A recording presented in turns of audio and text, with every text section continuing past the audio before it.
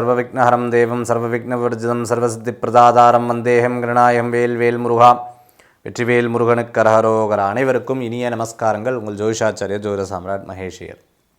2025 நெருங்கிட்டே இருக்கோம். நம்ம அதுக்கு முன்னாடி இப்போ 2024 டிசம்பர் மாதத்தை நோக்கி போகிறோம். இந்த கார்த்திகை மாதம் எப்படி ஓடிச்சுனே தெரில சார். 2024 எப்படி ஓடிச்சுனே தெரில. பரவாயில்ல, ஏதோ இந்த விஷயங்கள்னால் நான் அதை தப்பிச்சிட்டேன். எனக்கு 7.5 சனி, அஷ்டம சனி, இந்த மாதிரிலாம் பிரச்சனைகள் தப்பிச்சிட்டேன். ஏதாவது ஒரு மாற்றம் கிடைக்காதான்னு சொல்லும்போது பெரியவங்க சொல்லுவாங்க ஒரு வார்த்தை. என்ன அப்படின்னு கேட்டிங்கன்னா, கவலைப்படாத, இந்த தீபத்துக்கு அப்புறம் வாழ்க்கை நல்லா இருக்கும். இருட்டாக இருக்கக்கூடிய இந்த இதில் ஒரு வாழ்க்கையில் ஒரு வெளிச்சம் கிடைக்காதா, ஒரு ஒளி கிடைக்காதா, எனக்கு ஒரு பெரிய மாற்றம் கிடைக்காதா அப்படின்னு எதிர்பார்க்கும்போது, அப்பன் சிவன் உன்னை காப்பாற்றுவான், கவலைப்படாதன்னு சொல்லுவாங்க. முருகன் காப்பாற்றுவார், கவலைப்படாத. பரமேஸ்வரர் காப்பாற்றுவார், பெருமாள் காப்பாற்றுவார், கவலைப்படாதன்னு சொல்லுவாங்க. இந்த மாதிரி ஒரு நம்பிக்கை நம்மளுக்கு எப்போவுமே துணை நிற்குது இல்லைங்களா? இது எப்போ இருக்கும் அப்படின்னு கேட்டிங்கன்னு சொன்னால், அவங்க பெரியவங்க சொல்லும்போது கோயிலில் போய் தீபம் ஏற்று, வீட்டில் போய் வழிபாடு பண்ணு, வீட்டில் வேணால் 2 விளக்கு ஏற்றி பாரு, குலதெய்வத்துக்கு 2 தீபம் ஏற்றி பாரு. இப்படி இந்த தீபத்துக்கு ரொம்ப முக்கியத்துவம் கொடுப்பாங்க. காலையில் சாயந்தரம் வீட்டில் தீபம் ஏற்றுறியா அப்படின்னு பெண்கள்கிட்ட நிறைய பேர் கேட்பாங்க. ஆண்கள்கிட்ட கூட வேலை கிடைக்கணும் அப்படின்னு சொன்னால் போய் துர்க்கைக்கு போய் விளக்கேற்றி பாருங்களேன், உங்களுக்கு பெரிய மாற்றம் கிடைக்கும். இந்த விளக்கேற்றுறதுங்கிற வார்த்தைகள் பெரியவங்ககிட்ட நம்ம நிறையா கேள்விப்படுவோம். ஏன்னா இருளை போக்கி நன்மையை பெருக்கக்கூடிய அற்புதமான தன்மைகள் அப்படிங்கிறது ஏற்படுத்தி கொடுக்கும். ஸோ இதற்குன்னே ஒரு பெரிய திருவிழாவாக, பெரிய ஒரு நிகழ்வாக நமக்கு வருது அப்படின்னு சொன்னால் இந்த பரணி கார்த்திகை தீபம் தாங்க. இந்த பரணி கார்த்திகை தீபம் கார்த்திகை மாதத்தில் இருக்கக்கூடிய ஒரு பெரிய மாற்றத்தை கொடுக்கும். எப்போவுமே இந்த தீபங்கள் ஏற்றும் பொழுது நம்ம வீடுகளில் ஏற்றுவோம். அதுவே கோயில்களில் ஏற்றும் போது அந்த கோயிலில் இருக்கக்கூடிய நேரத்தை வைத்துக்கொண்டு வீட்டில் ஏற்றும் போது பார்த்துக்கோங்களேன், அந்த வீடும் கோயில் மாதிரி மாறும்னு சொல்லுவாங்க. கார்த்திகை 1ஆம் தேதி சபரிமலைக்கு நம்ம மாலை போடக்கூடிய காலம். கார்த்திகை 1ஆம் தேதி தீபத்தின் முதல் நாளாக நம்ம எடுத்துக்கொள்வோம்.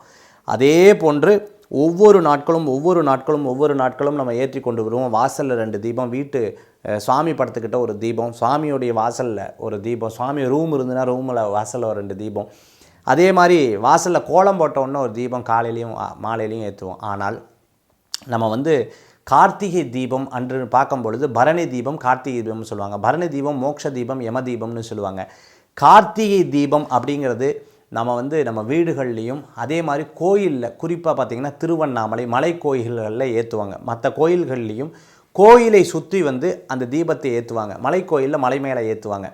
அந்த ஏற்றக்கூடிய அந்த நேரம் இருக்குது பார்த்திங்களா, அந்த 6 மணி பொழுது, கரெக்டாக 6 மணி, 6லேருந்து 6:30க்குள்ளே அந்த கோயிலில் ஏற்றணும்னா நம்ம வீட்லேயும் அந்த தீபத்தை ஏற்றுவோம். விளக்கினுடைய 3 விஷயங்கள் நம்ம பார்க்க வேண்டியிருக்கு. விளக்கு ஏற்றும் இடத்துல பார்த்திங்கன்னா ஒரு திரி, அந்த திரிக்கு பக்கத்தில் நீல கலரில் இருக்கிறத நம்ம பார்க்க முடியும். துர்கா.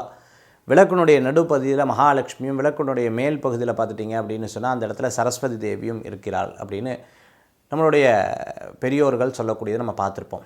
விளக்கு ஏற்றும் பொழுது அந்த வெளிச்சம், விளக்கிலிருந்து இன்னொரு விளக்கு ஏற்றும் பொழுது வெளிச்சம் இன்னும் ஜாஸ்தியாக நம்ம பார்க்க முடிகிறது. நம்ம வேதங்கள்லேயும் நம்மளை சாஸ்திரங்கள்லேயும் சொல்லப்படுது இல்லையா, அக்னிக்கு ரொம்ப முக்கியத்துவம் கொடுக்குறாங்க இல்லையா. ஏன் அப்படின்னு சொன்னால் அக்னி சத்தியஸ்வரூபம்னு சொல்லுவாங்க. அதைத்தான் நம்ம தீப வழிபாடாக ஏற்றுறோம். தீபங்கள் எந்த தீபத்தில் ஏற்றுறது நல்லது? எப்போவுமே நெய் தீபம் ஏற்றுறது, பசுவிலிருந்து வரக்கூடிய தீபம் தான் ரொம்ப முக்கியமானது. அப்போது அந்த பசுவிலிருந்து வரக்கூடிய பால், தயிர், வெண்ணெயிலேருந்து வரக்கூடிய நெய்க்கு மகத்துவம் ஜாஸ்தியாக இருக்கும். அது ஒரு சாந்த தன்மைகளை கொடுக்கக்கூடியதாக இருக்கும். அப்போ நெய் தீபம் ஏற்றுறது நம்பர் 1. நம்பர் 2 நல்லெண்ணெய் தீபம் ஏற்றுறது. இந்த கூட்டு எண் தீபம்னு சொல்லுவாங்க இல்லையா, அதற்கு நான் பெருசாக முக்கியத்துவம் கொடுக்கறது கிடையாது. எனக்கு அதை பற்றியும் பெருசாக நான் எடுக்கிறதும் கிடையாது. அதனால் நல்லெண்ணெய், நெய் தீபம் ஏற்றுறதுக்கு நான் ரொம்ப முக்கியத்துவம் கொடுப்பேன். எத்தனை எண்ணிக்கையில் ஏற்றுறதுனா, இப்போ 9 அடிப்படையில் வச்சு ஏற்றுங்கன்னு நான் மற்ற நிகழ்ச்சிகள்லையும் சொன்னது உண்டு. அதே சமயத்தில் சில இடங்களில் 21 விளக்கு. அதே மாதிரி தீபங்கள் போடும்போது எப்போவுமே திரியை 2ஆக பிரித்து அதை திரித்து அதுக்கப்புறம் போடுறது தான் ரொம்பவுமே நல்ல பலன்கள்.